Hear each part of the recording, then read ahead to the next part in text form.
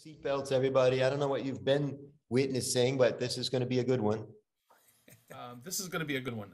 Michael Angelo Caruso. He's a name very well known in the Rotary world.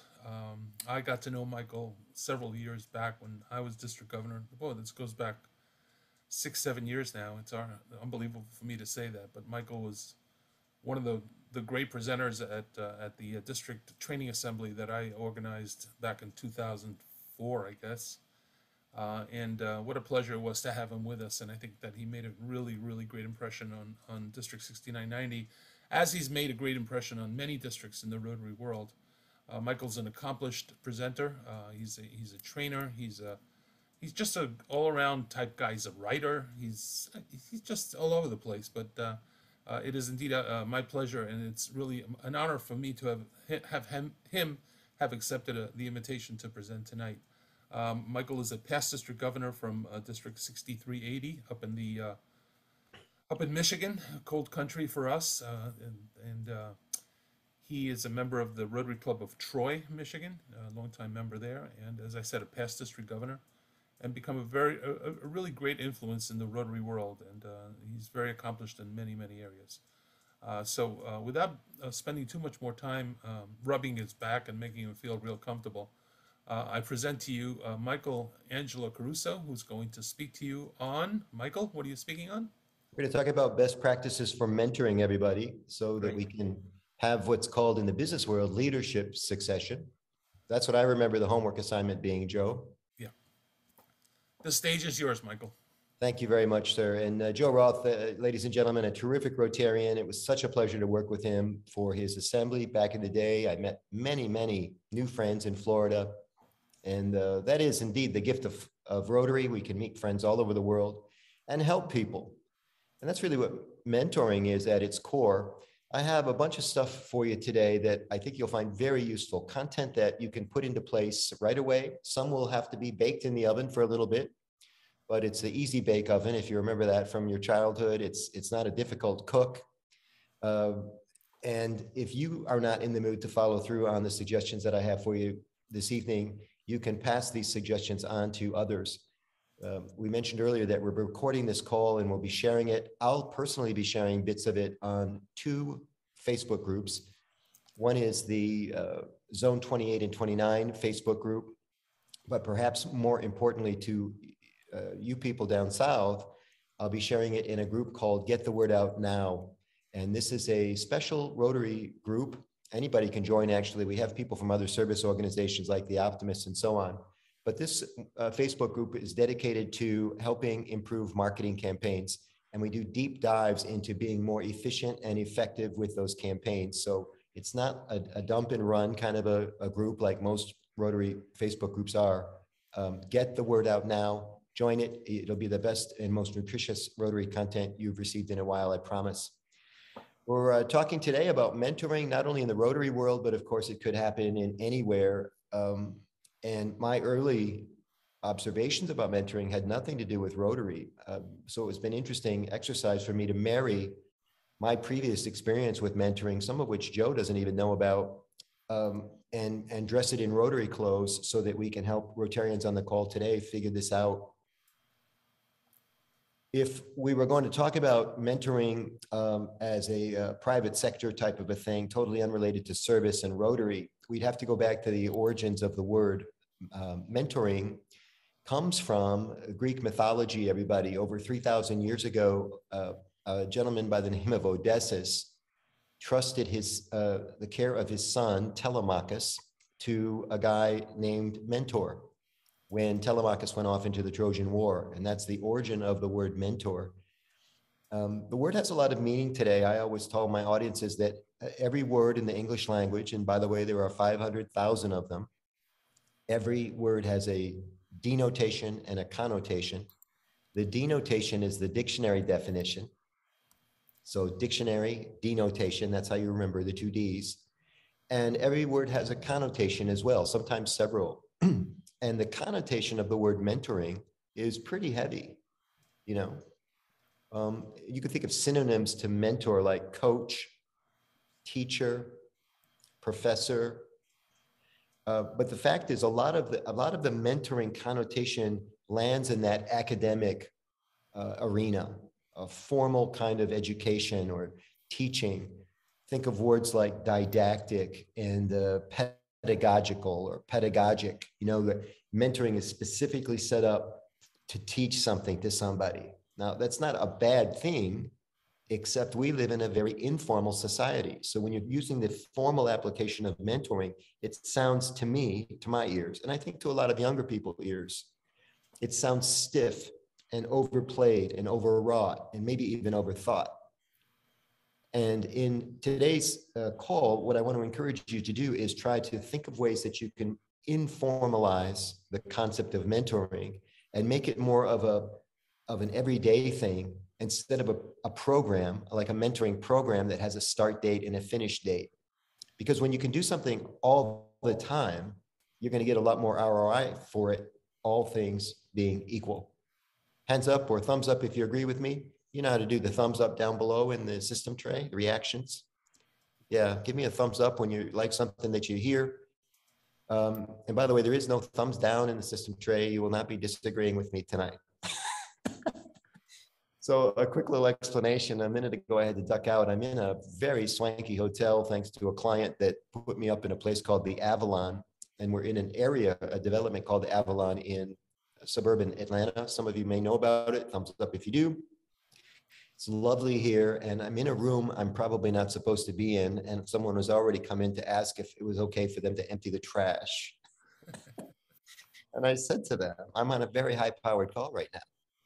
No, you may not empty the trash, but someone else may come and actually kick me out of here. So we'll deal with that if and when it happens. I needed to find a quiet spot to convey this information to you because it's really good stuff. So back in the day, I was born into a family with no children. My mother and father discovered me at a very young age, and I was all alone for 15 months, and I was followed by a second brother, Joe. And then I was followed by a third brother, Dave. So I'm the eldest of 4 siblings, everybody.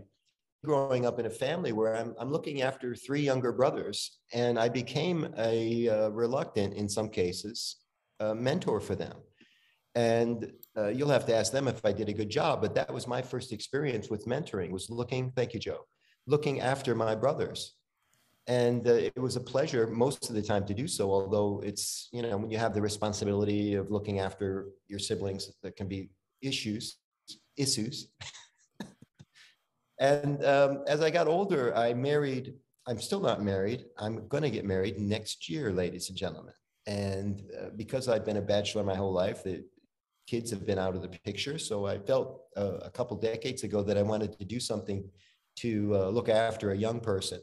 And I joined the Big Brother, Big Sister organization. Thumbs up if you're familiar with that. It's essentially a mentoring program. And I got a chance to look after a young man named Anthony Valentine. And it went very well, but it's a mentoring program. So it means there's a beginning and an end to it, right? And earlier I said, if you can just get mentoring going all the time, things work out a lot better. So I'm going to have suggestions for doing that in the Rotary world, in the service world, if you care to do that. Before we get started with that, I want to give you 2 concepts that are worth thinking about. We mentioned the baggage of the word mentoring and how it can be heavy-handed and a little bit overwrought. There's an old saying that when you name something, you change it. So be careful about calling it a mentoring program versus a coaching program. Coaching tends to be more a program of advocacy, right? There's a difference between being a coach and a boss, for example. I would much rather be a coach than a boss in most situations. So you could call it a coaching program or a mentoring program. There are other words that you can use. Be careful when you name it, is all I'm saying. You can test it. Ask young people, what would you like to call it? And they'll tell you exactly what the name should be. The second concept I'd like you to keep in mind is that young people are different than they used to be. And I mean that in a completely positive way. This is not my content, this little bit that I'm about to share with you, and I don't know where it came from, but I am so fond of it. I wish I knew who brought it to me so that I could provide attribution. But I want you to write these 2 things down. Here's why young people are different than most of the people on the call today. Number one, when we grew up, we were taught in an organization, for example, that there was an org chart, and it was a top-down model, essentially. You listen to your boss, who was above you on the org chart, and your boss listened to her boss, who was above her on the org chart. And that's how it worked, everybody. But kids today, young people today, it's not so much about the org chart, it's about hives, Hives. So there may be a hive at work, but there's another hive in the social community, and there's another hive in the job that they just came from, and maybe another hive at the job that they're on their way to, right? There's a hive in their current Rotaract club, but they associate just as much with Rotaractors in other Rotaract clubs. Thumbs up if you understand what I'm saying. That there's this cross-pollination happening all the time. And that's due, of course, to electronic connectivity. The very fact that we have somebody on today from Haiti in our call is what explains why there's so much cross-pollination with young people today. So that's the first of this thing about young people that I wanted you to keep in mind. You can set up a big structure about this, and it can be all rooted in your club, but the young people will be looking elsewhere for nutrition and coaching and mentoring because they have access. The second, maybe even more important, that in the old days, when I grew up, we were taught to remember things. We were taught to memorize the presidents of the United States, the state capitals, the multiplication tables, language rules and spelling. And today there's a thing called autocorrect. And there's a thing called the internet, and the internet is not going away. And so young people today aren't taught to memorize. They aren't taught to remember as much as they are taught to retrieve. So the whole teaching process has changed a little bit, right? And if you're going to be a good mentor, you have to dovetail with the young person that you're mentoring. You just can't come in with your rule set and expect them to associate with it, because they're coming from another generation and sometimes 2 generations removed. So if you continually think about those 2 things when you're coaching young people, I think you'll be in a better place. I want you all to make a T chart in your notes. You know what a T chart it looks like? The letter T. That's why they call it a T chart. And on the left side of the T chart, I want you to write the word formal on the left side. And on the right side, I want you to write the word informal. And my lesson to you today, my information for you today is going to be a comparison and analysis, compare and contrast between that stiff way of doing mentoring and then an alternative to it that could serve you a lot better than what you're might normally think would be an effective mentoring program, because you only get one shot at it. You know, you can't start with a young person and fail and then try to pick it up again later. You've spent that chit, as they say in the restaurant business, CHIT. So earlier I said that mentoring is often thought of as a formal, right? And we use the word didactic and pedagogic. So, you can write that on the formal side. And on the right side, we're talking about street gangs, right? Or the word role model.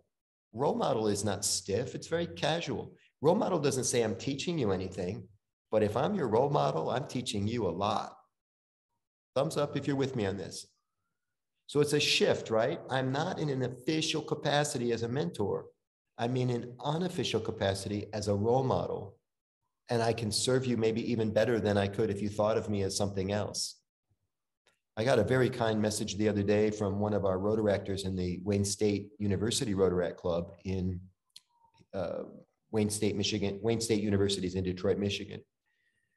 And it was a once in a lifetime text that you get from somebody. I didn't think much of it because texts tend to be disposable and very quick, and they often don't have a lot of meaning except in the moment. But in the text, and I was doing something and it distracted me, and I'm like, this will just take a second. And I go and look at my phone, and the text said from this young man, he said, I want to thank you for all you've done for me. He says, I think of you as my father. I mean, talk about a quiet moment.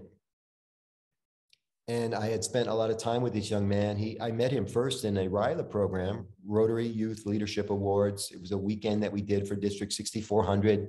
You're going to be hearing this name 6400 a lot because it's President-elect Jennifer Jones's district. And that's where I met him. And then I was helping him a bit and giving him some things to do. That's how it started. I gave him things to do. I wasn't teaching him anything. You know, we'll come to that in a minute.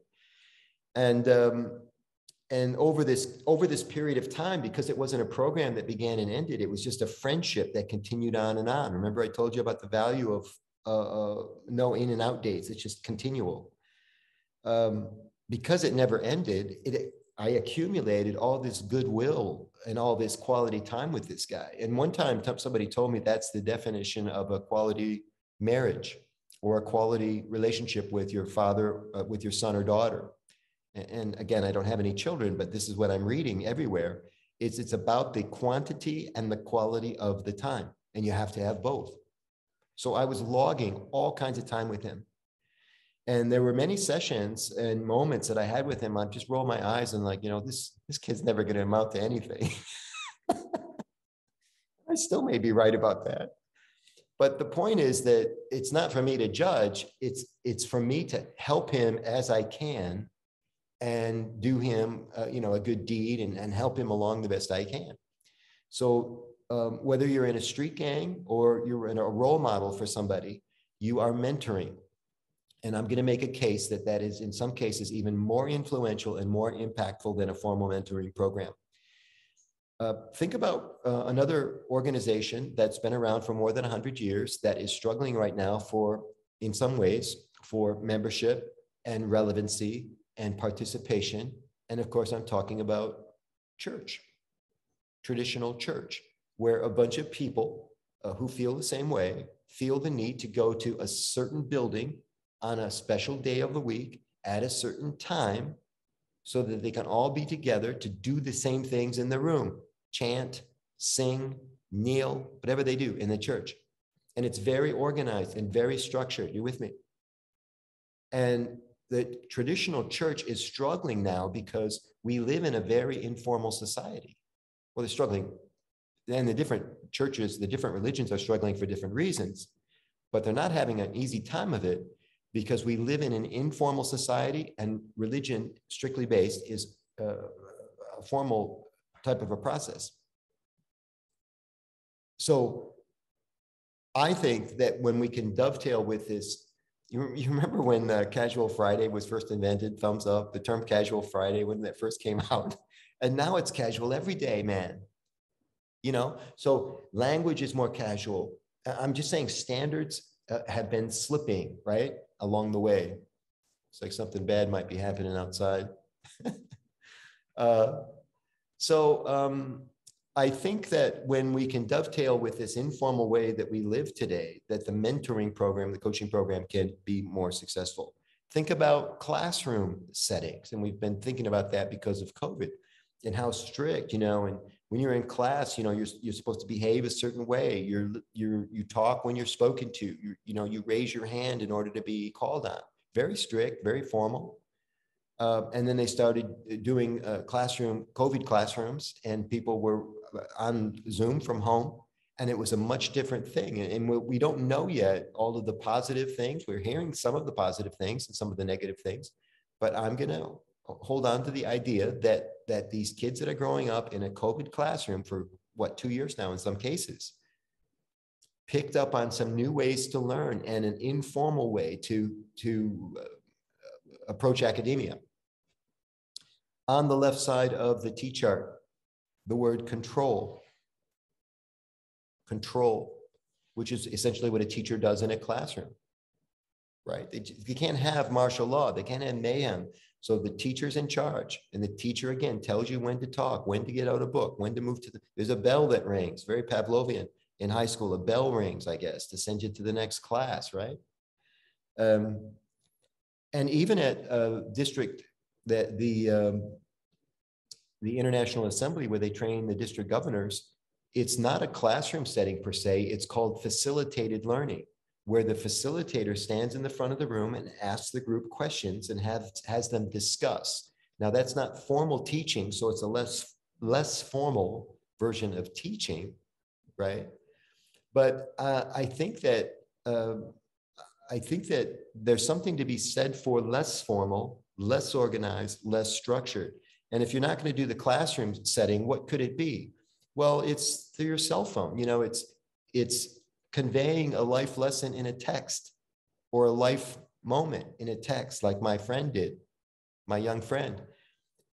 I'm getting the most amazing testimonials and feedback. For those of you that don't know, I teach presentation skills, everybody. In fact, that's why I'm in Atlanta. I was doing sales coaching for a financial services company. And that program was yesterday, and the big dinner last night. And I get so much feedback and so many nutritious bits of content on LinkedIn. And I'm also offering, because people hit me up, man, on LinkedIn. They go, what's the best way for me to deal with my nerves before I start speaking? And then I coach them, I mentor them on LinkedIn. You with me? It's just that little soundbite that goes to them. And I'll do 10 of these a day. And that's how it's happening right now. So it doesn't have to be a strict program. On the left side of the equation, are you figuring out the T-chart thing? On the left side of the equation, the program has a start and an end date, right? On the right side of the T-chart, there is no start date and end date. Instead, you're working with a second or a lieutenant. When I was president in 2013-14 of the Troy Rotary Club, when I was district governor in 16-17 of the District 6380, I insisted on, I made a big change to the org chart, and that was everybody had to have an assistant. Everybody had to have a second in command. Sometimes I joked it was their stunt double or their stand-in, right? And the reason this came about was because our district governor, our district treasurer at the time, was a great guy and obviously a terrific volunteer. He had served as treasurer in our district for 14 consecutive years. I mean, that's a pretty dedicated person. But here's the problem. In my ramp up year, we were trying to find this guy and we couldn't find him. He wasn't answering phone calls. He wasn't responding to emails. He ghosted us. I found out later that this gentleman had had a heart attack and he didn't tell anybody and none of us knew. And he was a treasurer of the district. And he was the only one with the bank codes, because he wasn't mentoring anyone else for the job. Why would he? He's been on for 14 years. He's probably going to be on another 14 years. And that caused other problems. I mean, he's running the district, this guy. Essentially, he was the money man. I mean, good for him. He got into a position where he was doing that. And I'm not saying there's anything malicious about what he did. What I'm saying was there was no leadership succession. And I made an unpopular decision. And the unpopular decision was that we were going to thank this gentleman. I was going to thank this gentleman for all of his years of service and remind him that for every year that he served as treasurer, another talented Rotarian would be denied the opportunity to serve in that capacity. And I let him go. And I don't think he liked me for it. But I was trying to make decisions that were in the best long-term interest of the district. And I wanted mentoring set up. I wanted depth and bench strength. They call it in sports, baseball. I wanted bench strength so that we had somebody standing by to be the next treasurer. And ideally somebody behind that person to be the treasurer after that. That's why we have a district governor, a DGE, district governor-elect, a DGN, a district governor nominee, a DGND, a district governor nominee designate. What's that? We're out 3 years now when you do it right. My club just fortunately was able to name a president 2 weeks ago for next year. I mean, we had no leadership succession happening. It wasn't for lack of trying. There were other things going on, but I mean, if you want to do mentoring, let's get the leadership succession piece done. That's more important than looking after people in high school. Because if the club's not functioning, there'll be no Rotary mentoring program. It's all the same is what I'm saying. I'm mentoring you now in a way, right? I'm coaching you, I'm helping you. And I go to programs where people coach me. So this is happening, but we need to, I think, look at it a different way. So on the left side of the program, The stiff side, the formal side, the program has a start and end date. On the right side, it's ongoing. It's called leadership succession. We're always doing it. On the left side, there in the stiff version, there's an assigned mentor, right? It's often a titled Rotarian. He's in charge of mentoring or whatever. He got the appointment, and he belongs to your club. You would never be mentored for somebody outside your club, right? John and Bonnie, by the way, say good mentoring makes it possible for you to successfully replace yourself. 100% John and Bonnie. I mean, if you're leaving a position that you've held in your club, your first order of business is to replace yourself, right? Don't make it somebody else's job. Groom somebody for the position so that when you step out, you didn't have, create a vacuum or a problem for anybody. Makes sense to me. On the left side of the T-chart, assigned mentor, a titled person often in your club. On the right side, the side I'm looking at turning you on to, it's anyone who's available. It could be a Rotarian in another club, another district.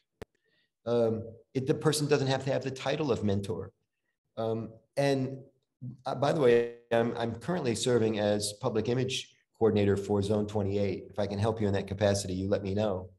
But one of the reasons I'm our pick, Rotary Public Image Coordinator for Zone 28, is because I've been doing Rotary a good turn with publicity and promo for a long time. Joe Roth will tell you, I'm always pushing out Rotary stuff, always.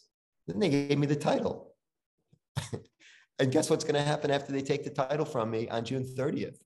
I'm going to keep pushing out Rotary stuff, right?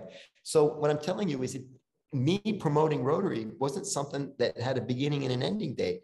They got the right guy on the bus and they got him in the right seat. That's what Jim Collins says in the book, Good to Great. You got to get people on the right bus and you got to get them in the right seat. And they will serve you forever if you take care of them. On the left side of the T-chart, most mentoring relationships, the stiff, formalized version of it, it's a proximal relationship, Proximal.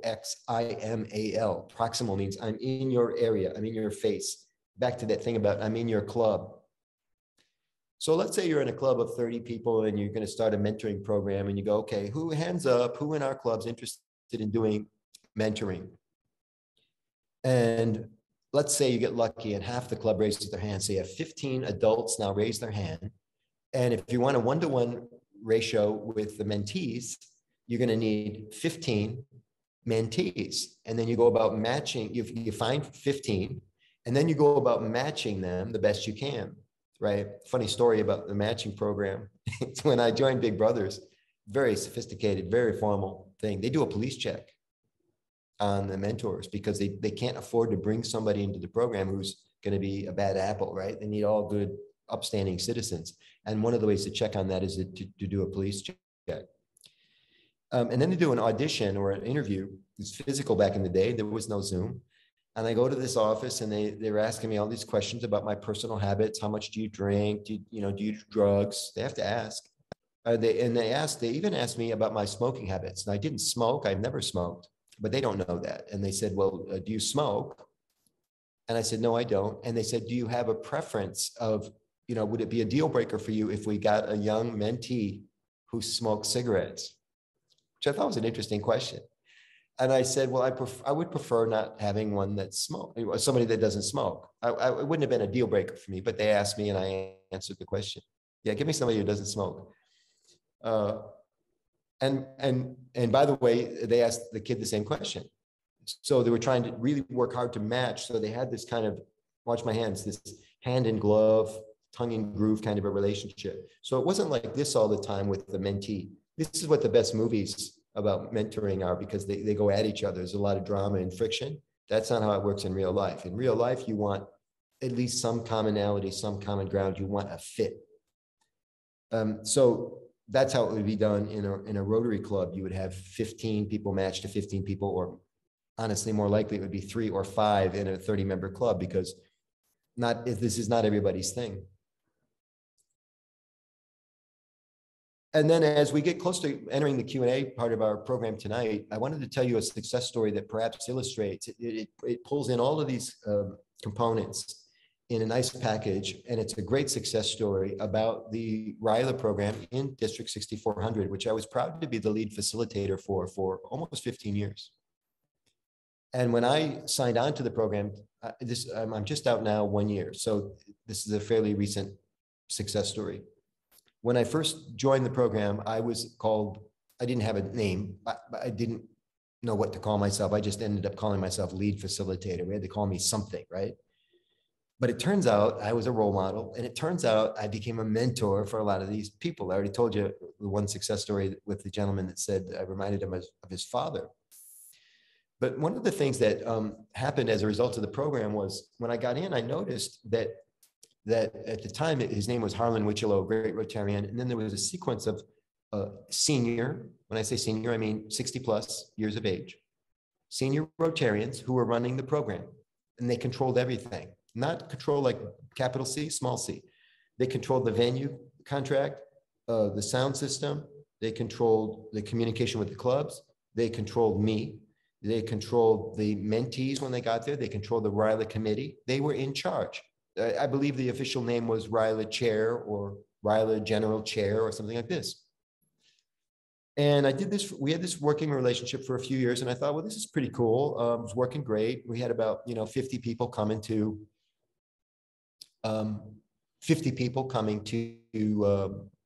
the program. Joe, sorry, your note is 10 minutes of presentation. Not sure I understand. 10 minutes left, maybe? Okay, thank you. We'll wrap up. And so a few years of this, and then I got a chance to get to other RYLAs. I was asked to speak at other RYLAs, and I'm stealing ideas. I'm borrowing ideas from them. And I came back one year and I said to the guy that's in charge, I said, what if we had a RYLA? Because 60-year-old guys, and I know this now because I'm there, 60-year-old guys sometimes have trouble relating to teenage kids, young people. That's who enters into the RYLA program. And I noticed that these other RYLA programs I was going to, that the younger Rotarians had a better vibration with the high schoolers. And who had even a better vibration than the young Rotarians? The Rotaractors. So this is what's happening with the age thing. You had the 60-year-old guy in charge. Then we had younger Rotarians. Then we had Rotaractors. Then we had interactors. And then we had, underneath that, we had alum, RYLA alum. So you could go to RYLA as a sophomore and come back as a coach in your junior year. You couldn't be in RYLA twice as a student, but you could come back as a coach. And the younger, they just hit it off big time with the sophomores the following year. And I said to not one, not two, but three of the people that were in charge of the program, we need a RYLA program where it's run by the students, because that's the ultimate leadership succession. Self-mentoring, man. How great is that? They're learning from each other. And all of them scratched their head and said, I don't think we can do that. I don't see that happening. I can't imagine what that would look like. And I want to tell you that 2 years ago, we made it happen, finally, after 12, 13 years of effort. And we had a team of coaches that were young people. We gave them t-shirts and we gave them things to do. They ran the games and they worked registration, and they took selfies with these people. And I want to tell you, it was just magnificent how we had this, what Peter Senge calls a learning organization. It was nirvana. I hope they can continue it. But that's the ultimate success story, isn't it? That we're teaching other people how to be mentors. Let's open it up for Q&A, everybody. I hope that this has got you thinking about different ways that you can approach mentoring. You can just take yourself, we don't have that many people on the call, 21. You can just take yourself off mute, turn your camera on if you want to chat. I'm happy for what we always say, all good ideas welcome. Accent on the word good. Hi, Jeff. How are you, Michael? Nice presentation. Thanks very much. My pleasure. So who oversees the mentors? Who makes sure that the mentors are actually doing their job that they're supposed to be doing with the mentees? Well, there's no shortage of heads of state in the Rotary world. You have a club president, you have district people, you have committee heads, you have sometimes if the governor's too busy, they assign it to the DGE. You look after this for a while. But again, I'm not a fan of assigning it to a title. I think you should assign it to a person who has that skill set. So often in Rotary, because if we have a thin bench, Jeff, we only have 5 people to choose from. I mean, we're desperate for help. And so we say, you're not doing anything, it's you. But they're not really suited for that job. They have no, for example, that person has no affinity for young people. And you just asked them to find some. And the young people know this instantly. They're like, I don't get on with this guy. This is never going to work. Were you asking because you have an idea for this or you're genuinely interested? No, not necessarily. I just find with our club, we have 83 members or so, and it's the same old story of there's, a handful of people who are doing all the grunt work, doing all the heavy lifting. Right. And we have committee chairs. We have a great committee structure. We have a great succession plan. We're all set with that as far as that's concerned. But it just seems, and we've talked about mentor programs. We've talked about, whether it be the sponsor of the member or whatever the case may be. But it just occurred to me during a discussion the other night that if, even with a program setting up like that, that still somebody's got to make sure, whether it's the membership chairperson or whoever it is, somebody's got to make sure that the mentors are doing what they're supposed to do, right? I mean, otherwise, what's the point? Yeah. So the default answer, if you think about it, is a 40-something. Find the youngest person. Hey, what? Say that again. Say that again. I hear you. A 40-something. Oh, okay. Or a 30-something. Find the youngest person, in your field of vision, because they're eminently more qualified than the 60-year-old person for various reasons. I mean, they may even have kids the same age as the ones. Then they introduce their kids to the other kids. Now there's what we call a tie down. Sounds mean, but it's not. A tie down, it's like a mooring rope to a boat. You never tie up a boat with one mooring rope, ever, because the boat can get damaged in the wind. The whole reason for tying down the boat is to keep it safe. So there's a rope in the front of the boat. I believe that's called the aft. Who knows? It's the bow. Whatever. I just call it the front of the boat, but okay. The front of the boat, exactly. Who else has feedback or question or comment? Yeah. Bonnie? Yeah. In response to this concern about you always have the same people, the key people, they're always in the same positions. It is the job of those people to be the mentors because they are the ones that are in control of those situations.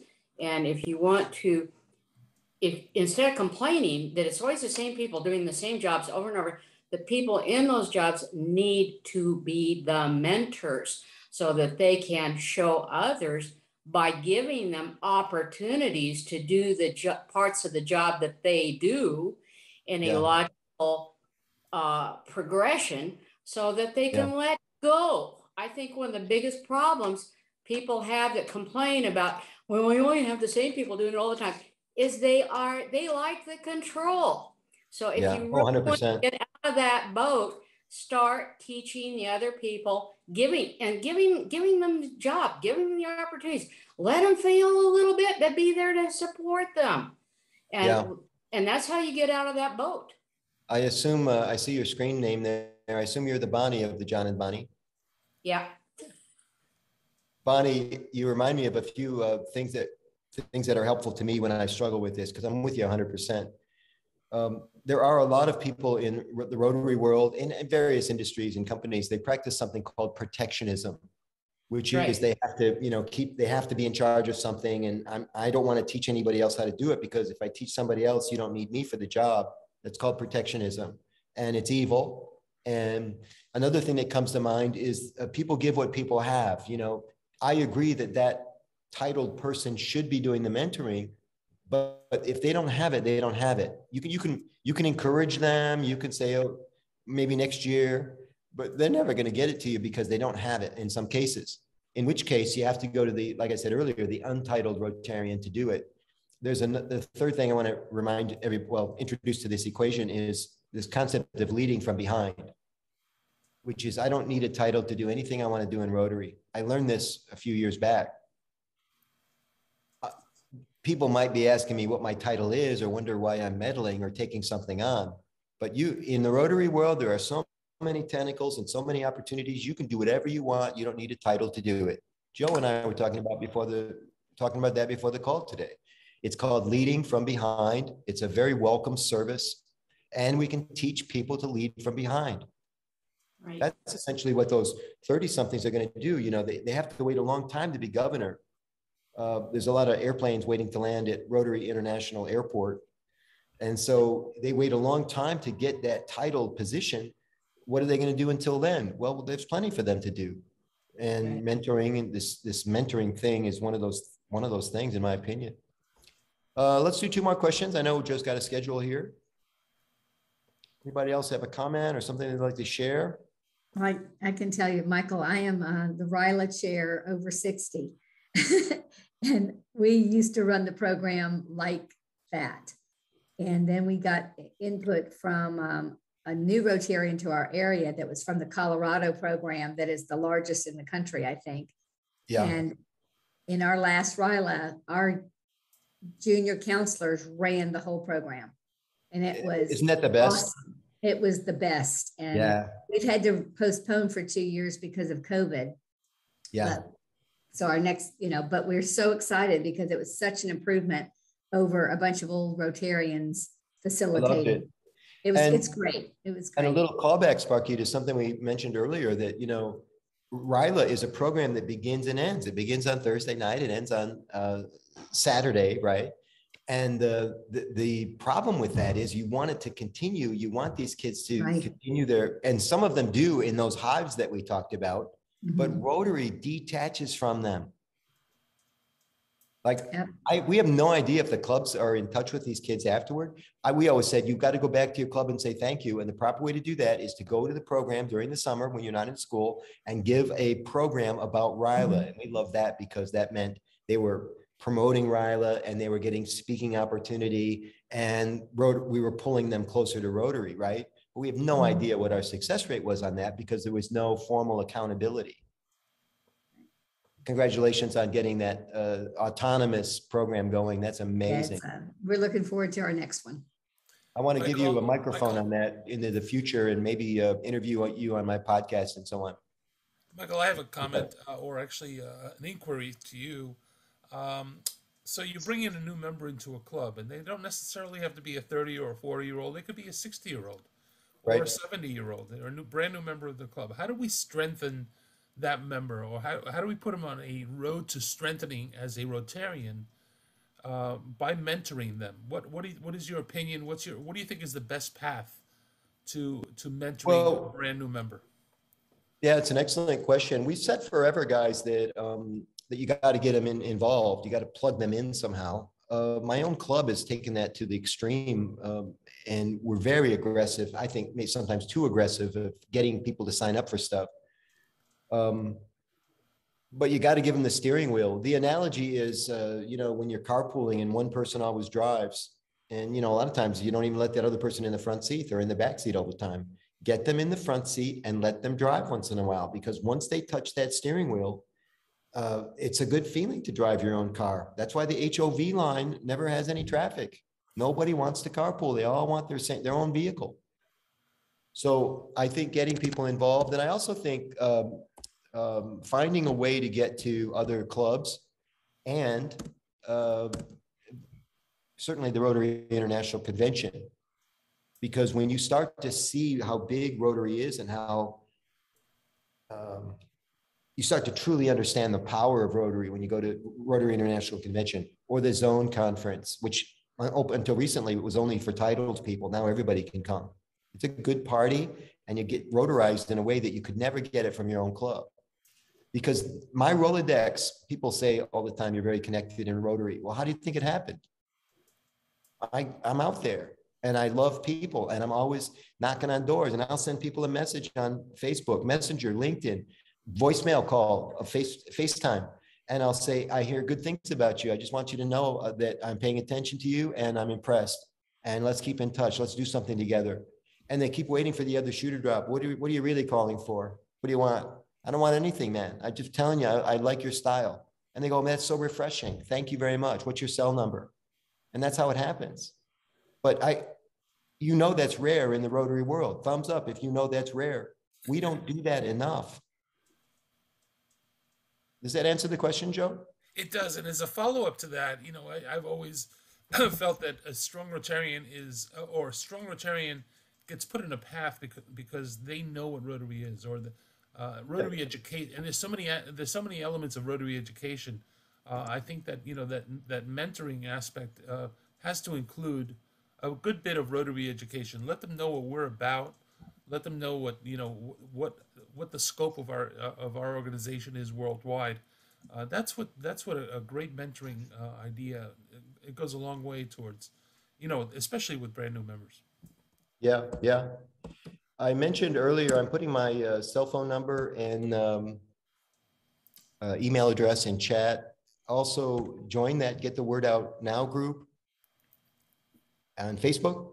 And if you're doing speaking for any reason, but specifically if you're doing speaking for Rotary, you should join my Present Like a Pro group on Facebook as well. It's free, lots of great tips on how to get your speaking game together, because that's another great way to get the mentoring program going. You're at an event, there's 100 Rotarians, and you say, we're looking for people to work with young people. Because if you're asking one at a time, you're not going to get nearly the number of candidates that you need. You need to do it into big groups, broadcast it, don't micro message it. And so are there any other questions, any other comments that? Yeah, I have one. Go ahead, Mark. I'd like to follow up on that Present Like a Pro. Where do you find that? What's the question? You mentioned your web or something on Facebook, Present Like a Pro. Yes, it's a group. Where does that meet, or how do you participate? How could I participate? So just go to Facebook, search, the magnifying glass, and you're going to type in Present Like a Pro group, and you'll see it'll come up. It has almost 1,000 members. I run that group, and we're offering tips on public speaking and how to create content, how to get people to take action on your CTA or call to action. All presentations have to have a call to action. Your call to action today, everybody, is to get a hold of this little video and share it. Post it in your club Facebook group, your district Facebook group, and I'll have bits that you can share. You don't have to share the whole thing with all the Q&A and stuff. These videos, these long form videos, nobody watches them sometimes, but we'll get the highlights to you and you can share those. Great. Does that help, Mark? It does. Thanks. You're I have welcome. one other question. Yeah, Since I've been watching you at the window behind you, is it cold over there? Because I've seen cars go by, but I haven't seen one person walk by. Well, I'm in Atlanta, and I think it's about 55 degrees here. Not too bad. That's cold for Florida standards. Yeah. Well, Yeah. But it's a lovely area, and it's. I have to tell you, it's good to be anywhere right now. It's just good to get out of the house. So with the time that we have left, a couple of things that I want to do. Number one, I'm going to plug a little bit for Michael. He doesn't do it freely sometimes on his own, but I want to plug for Michael that if you belong to an organization or a business or business group that needs somebody to come in and do a professional presentation on how to do things better in so many areas, keep Michael in mind. He does this for a living. And he does it very, very well. And he gives freely of his time in the Rotary world, but he still needs to make a living. And many of us in this call still do need to make a living. So if you, like I said, if you're part of a business group or an association, or you need somebody you need to have somebody get people pumped up, this is the guy to bring in. You've just seen an example of his presentation skills. He's very glib and very easy with words, and it makes it very, very entertaining. So that's the plug for Michael Angelo Caruso. Michael, I didn't tell you I was going to do that, but I think it was needed and Much appreciated, sir. And ladies and gentlemen, I thought of another good resource for you. I appreciate that, Joe. I have a YouTube channel that has a bunch of 2-minute videos on everything from mentoring to speaking to Rotary. There's a ton of Rotary content. So when you go to YouTube, you type in Michael Angelo Caruso, click the subscribe button, and you'll be notified when new videos are posted. Video is how people are learning these days. People aren't reading like they used to, and nobody's going to blog posts anymore like they used to. It's about video. If you don't believe it, just watch the news platforms. There's always a video that accompanies the news story, and people want to learn that way. So why fight it? So I'm creating these videos. There's over 1,000 of them there now, and they're easily shared, right? You click and copy the link, or you can share it right away to Facebook and your club on Facebook. So that's a fantastic way to move this good content along. And this way we'll keep Michael very, very busy for the next 5 or 10 years, you know, and he's getting married this coming year. So, you know, he may need a little bit a pay raise. You know, I think Redhead is, you know, she could be a little demanding, right, Michael? We say she's communicative on this end. Just to finish off, I want to personally thank Michael for taking the time, even though he was not at home, and it just goes to show you how flexible we are with the presentation opportunities. He's far away from home, but he took the time during his travels to come on board for an hour this evening. And Michael, we all thank you for your time and for your presentation. And to be honest with you, I've enjoyed it very, very much. I know everybody else has. So with that being said, we got a minute left in the hour. I always try to keep it on time. Again, thank you for being here. Enjoy your families, enjoy your friends, stay healthy, stay safe, and let's see each other in 2022 and see what that has to bring to us. And guess what? Class is dismissed. Thank you, Joe. Good night, Joe. Guys. Thank you. Happy holidays, everybody. Happy holidays. Bye-bye. Bye. Nice job, Joseph. Thank you, Michael, and likewise to you. Seeing people like yourself who are so good at what you do, we're all learning. Yeah, it has taught me a lot, and you've mentored me tonight. So I thank you for that. My pleasure. I want to wish you and the soon-to-be Mrs. Caruso. I don't know if she's going to take your name or not. Who knows? Funny thing, her last name is Pothetes, Greek, Pothetes. We have to spell it everywhere we go. And I joked with her the other day. I said, because she said, I'm thinking about taking your name, which was another one of those quiet moments, you know. And I said, well, if I had known you were going to do that, I would have married you years ago. I would have married you just so I didn't have to ever spell Pothetes again. I think you've got a great catch there, and wish you guys both very, very well. Have a great holiday. We're going to come get some jewelry from you soon, but I'm not sure you're going to be actually visiting our house. You don't need to. UPS, FedEx, whatever. Send me a picture. I'll make it for you, and make sure I will treat you very, very well. Thank you, Joe. Thank you, guys. Okay, everybody off the call now. Everybody go do something else. Thank you, John. Thank you, Etta. Thank you, Diane. Yes, Mike, have you considered doing a TED Talk, Michael? I think you should do that. Oh, I saw your kind note and comments. That means a lot. Thank you very much. Okay, good night. Thank you. Bye-bye. Good night. Good night. I'm ending the call now. All right, go have fun. Go buy Red a drink. Bye, Joe. Bye.